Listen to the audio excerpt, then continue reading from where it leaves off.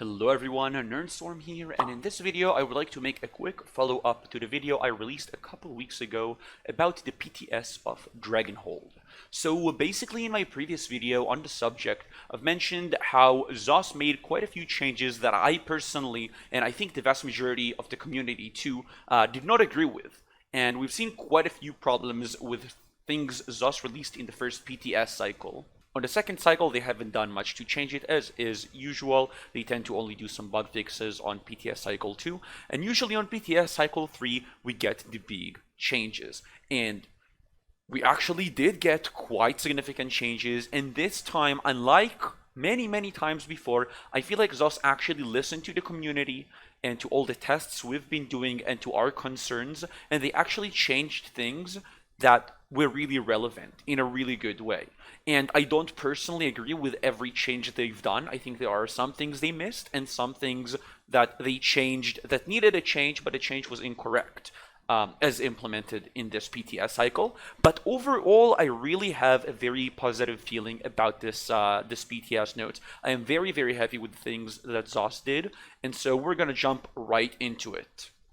And so the first thing that I find really important in what ZOS put in the new patch notes is basically that they're going to take back a little bit of what they've done to the overall dot damage in the first PTS cycle. They basically reduced the damage by roughly 60%, and they mentioned that in a future PTS cycle of this patch, they intend to revert it a little bit so that the damage over time nerf is roughly around the 33% damage reduction rather than 60%, which I think is good because it's going to make dots not as oppressive as they currently are in the meta, but it's not going to completely kill off any classes that rely on dots as a part of their burst. We're not going to see nobody use dots ever again. People will still use them, but it won't be too overly effective, and I think that was a pretty good change.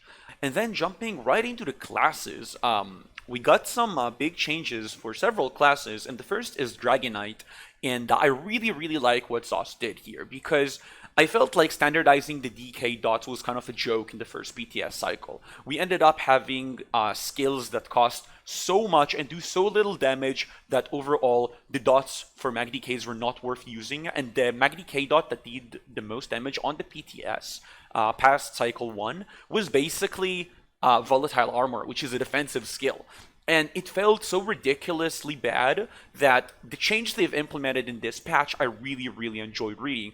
What they did is basically two different things. One, to handle the cost increases, and one to handle the damage reduction. So as we've mentioned before, all the dots damage is going to be reduced by roughly 33%. And what ZOS did is increase the Searing Heat passive so that it now gives a damage bonus of 33% up from 10% to the DK dots, Engulfing Flames, Burning Embers, and Banner, both the Magicka and Stamina morphs of each. And what that basically means is that DKs will lose roughly 10% damage on their dots in comparison to live, which is a very good thing because DKs rely on their dots a lot.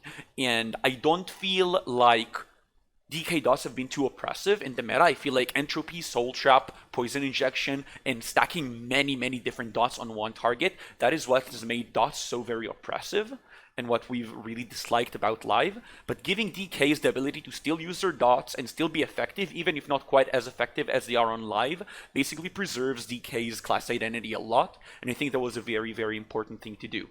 Another thing that ZOS did with DKs is they also altered the combustion passive, basically removing the cooldown on the passive.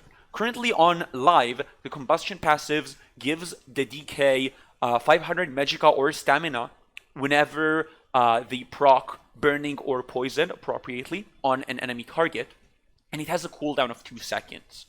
What ZOS did is remove the cooldown completely, and so you will be able to restore your Magicka and Stamina a lot quicker, and that will make up for all the cost increases that we've been seeing this patch and in the previous few patches, because DKs, for the longest time, ever since the Battle War nerf, like a couple years back, I believe, DK has been the class with the least in-class base sustain.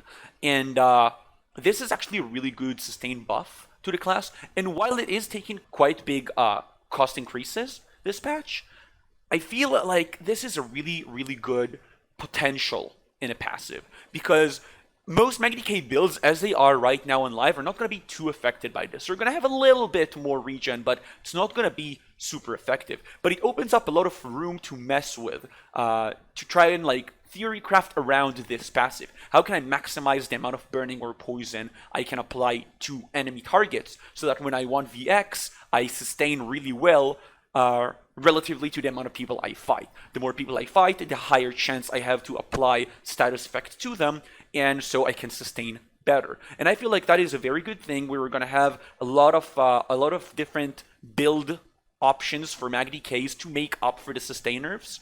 And while DKs might not be at the same power level as they are now, maybe they will be, I can't exactly predict it, I feel like this is a very, very good change. It's also important to remember there are a lot of different passives and buffs that can help you proc your burning or poison or any status effects really a lot more reliably, such as Ele Force and Charged Trait on weapon.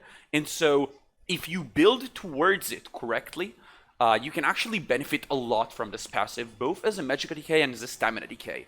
And that gives you a lot of room to play with, a lot of different things you can do when you theory craft, and I really like it. We might even end up seeing mag decays and stab decays able to sustain better than they have before while maintaining roughly the same amount of damage, and that is something I am definitely looking forward to see more. Next, jumping over right to Templars and Wardens right after. The two classes we were thinking, oh my god, these classes got so buffed and they're in such a good place that it might be even overkill, it might be too good. And both these classes are getting a little bit of a nerf, which was just as we requested as a community. Starting with Backlash, that from now on will only stack up damage that the initial caster of the skill applied to the target. So your teammates will no longer be able to increase the power level of your Backlash, which is very, very important. This is exactly the change that me and a lot of other people in the community have been asking for a very long time. It is fantastic that ZOS implemented it exactly this way. It is like, I cannot think of a better solution. Boom, baby. And next up with Wardens, we were thinking, okay, Warden got so many great tools this patch in this PTS.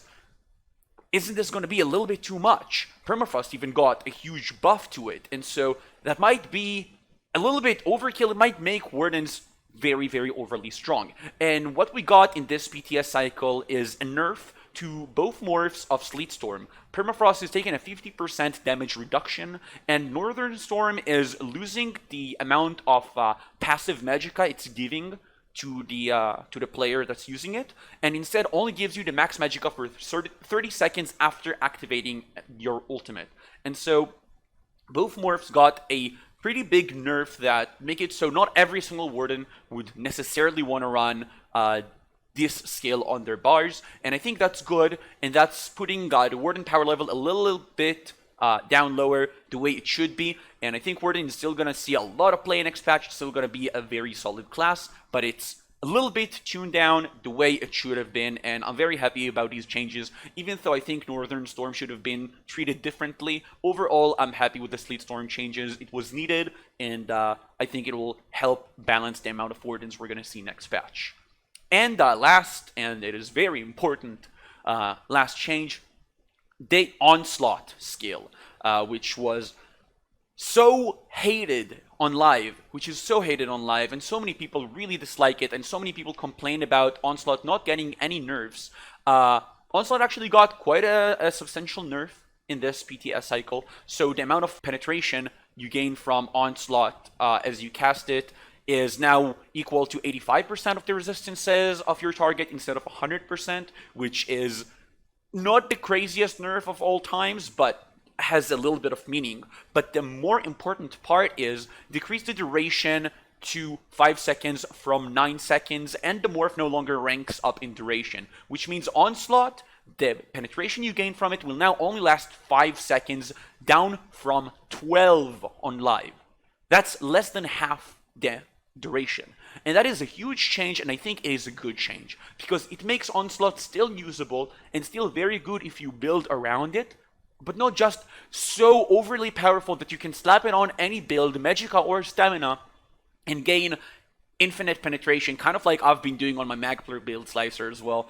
And it is a good thing. It is a good change. And now to use Onslaught, you will have to build towards it and plan your burst for the short period of time right after the Onslaught, rather than just have, you know, a solid overall build. And you also have this Onslaught that gives you, you know, penetration for as long as you want it, because the cost is so low on it that you can have it up around, you know, 60-70% uptime and consistently have 100% penetration against your targets. So I think that is a very good change. Lots of good nerfs and buffs in this PTS, and I feel like ZOS have been very generous with us. I'm very, very happy to see everything that they've released in this patch. And I'm looking forward to test everything on the PTS in the next few days, and I'm looking forward to see how things turn out to be on live. I'm definitely going to mess a lot with both Wardens and DKs. I can't wait to test out my Mag DK and see how the new passives play out. And yeah, that's about it. So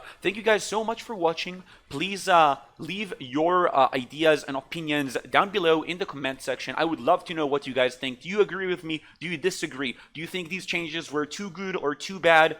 How would you do things differently if you had a power that ZOS have? And yeah, thank you so much for watching. I very, very much appreciate all the support. And yeah, if you have enjoyed this video, make sure to hit the like button and subscribe for more. I will also be posting my Twitch and Discord links down in the description and the comment section, so make sure to check those out. And one last time, thank you very much for watching. Have a great day, everybody, and I'll see you all in the next one.